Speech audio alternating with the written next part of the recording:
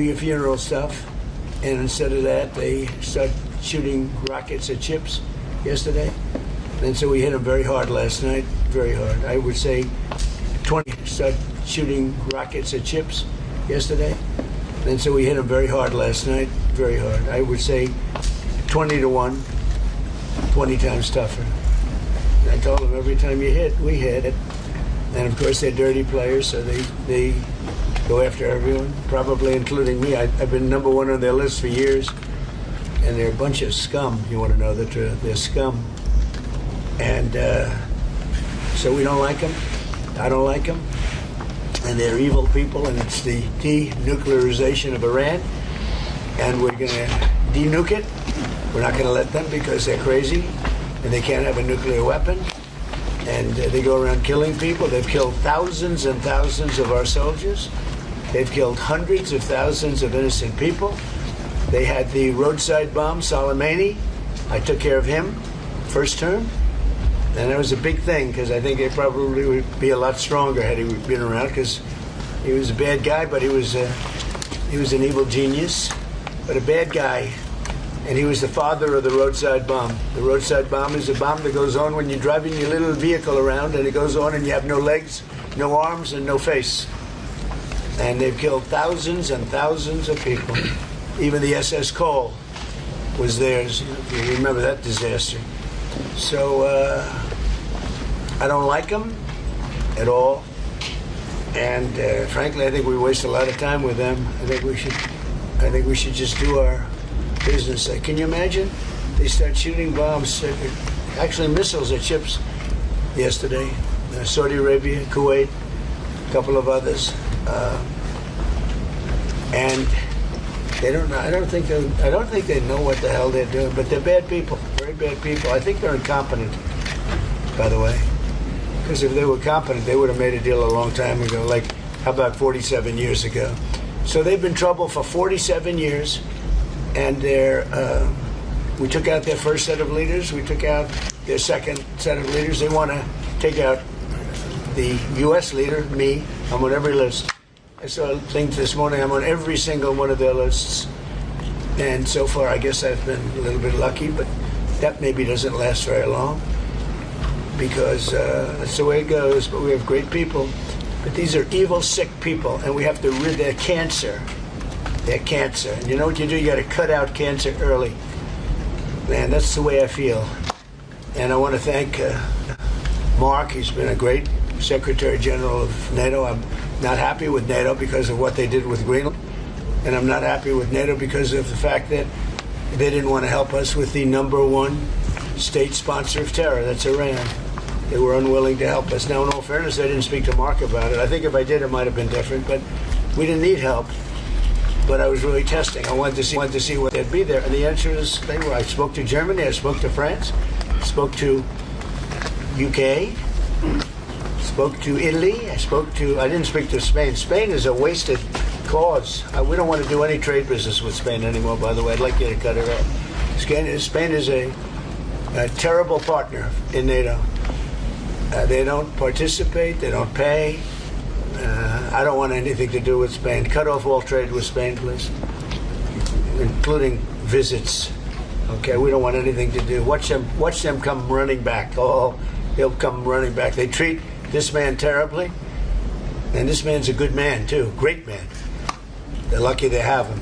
But Spain doesn't agree to anything, and you shouldn't carry him. I mean, you sort of automatically carry because you're protecting an area, so they're there. So they probably figure they have to protect us, right? But we don't have to. We don't have to trade with them. I don't want to do any more trade with them. All right? Sure. Take it immediately. Don't even talk to them. They're hopeless. Bad people, because you know they have everybody else going and paying and working. In Spain, in particular Spain, there are a couple of others, but in particular Spain, they're open about it. They're hostile about it, and let's see how hostile they remain when they call up and they, please, we want to trade with you, sir. We want to trade with you, sir. They make so much money with us, and we're going to see that they make a lot less. I want no business with them. So, other than that, we're having the big meeting in a little while, and I'm going to relate my problems. Greenland is a big problem for us. And the other big problem is the fact that when we wanted them, we didn't want them badly, but we did say, if you want to join us, and they all said no. But when they could have, they weren't there for us. And we've been there for them. We spent over $1 trillion over the last short period, $1 trillion, in order to protect these countries from Russia. And has nothing to do with us. We have an ocean, but it's been a long-term thing, and they haven't treated us right. And Mark understands that. He understands that. And we're going to work something out, I think, one way or the other. But we've been treated unfairly. We pay disproportionately. We had a time when we were paying 100%. We were paying 100% of NATO, and yet a lot of the countries weren't paying anything.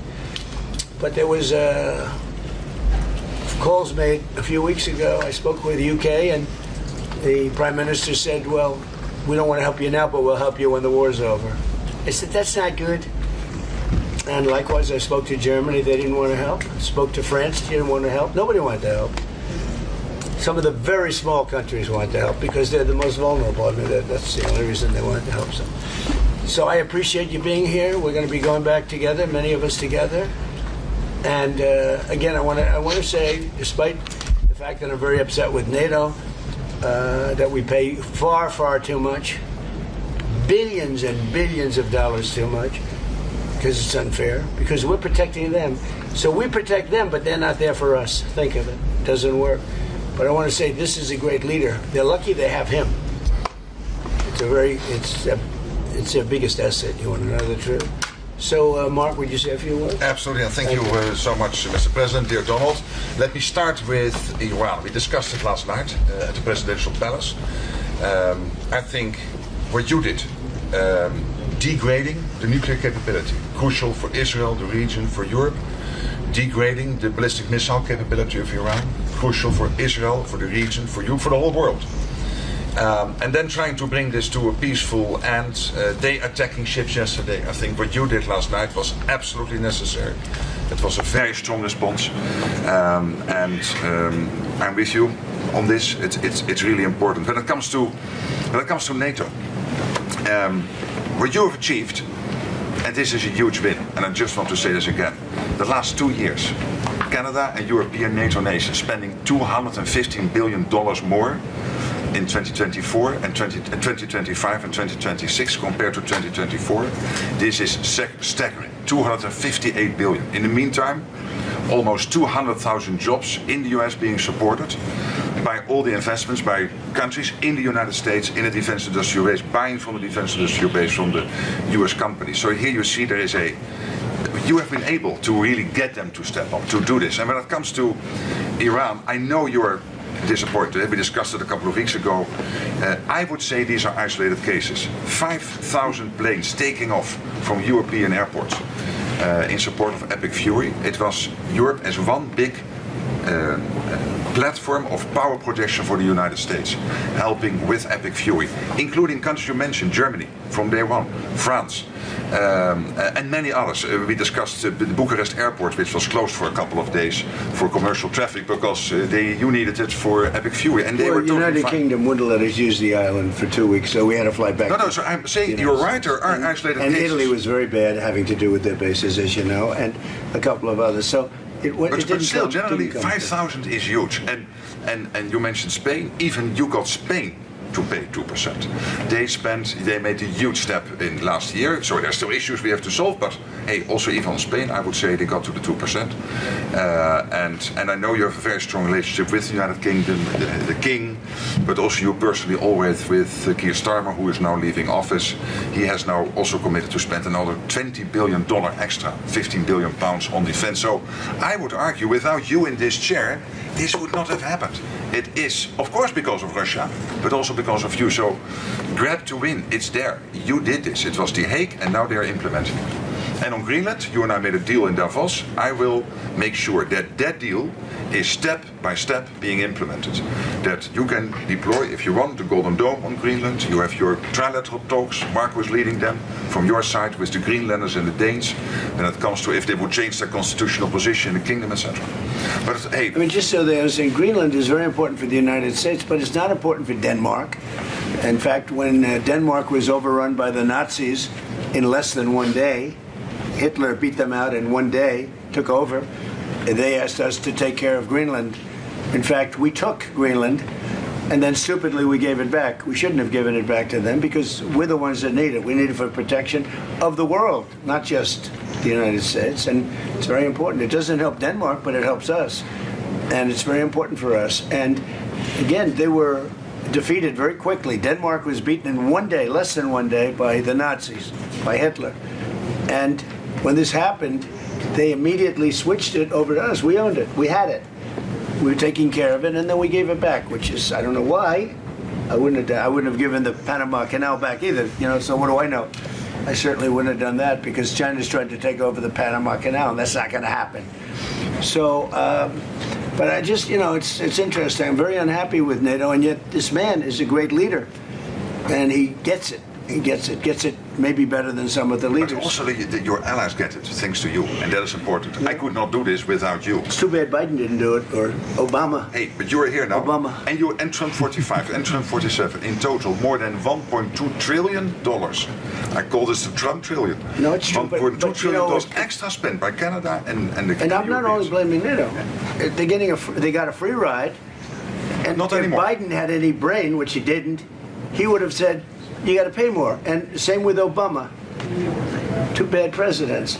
But they could have asked, and you would have done that too. It would have been, who knows? But who knows if they would have done it. You made this happen, and it is huge. It should have happened years ago, and it couldn't. But Obama didn't do it, and Biden didn't do it.